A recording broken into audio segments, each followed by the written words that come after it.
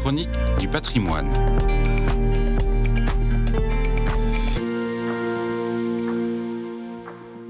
Bonjour à tous. Partons ensemble à la découverte d'une église surnommée en son temps la Byzance à Paris.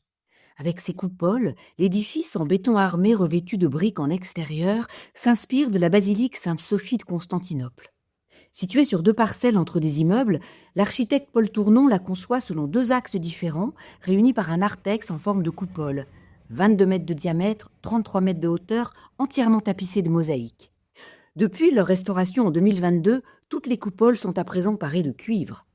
Le clocher, plus récent, dont la construction est achevée en 1963, abrite 4 cloches et des logements.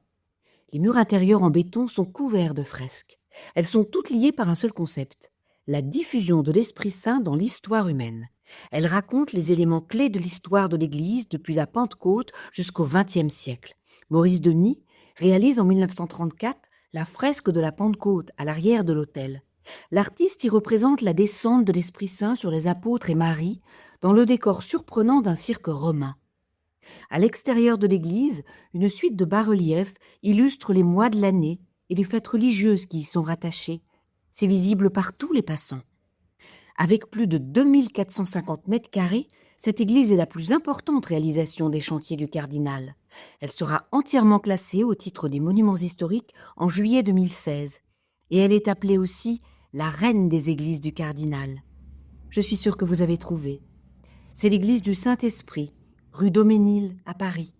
Et si vous ne la connaissez pas, en la visitant, vous comprendrez mieux son surnom de reine. À bientôt pour de nouvelles découvertes.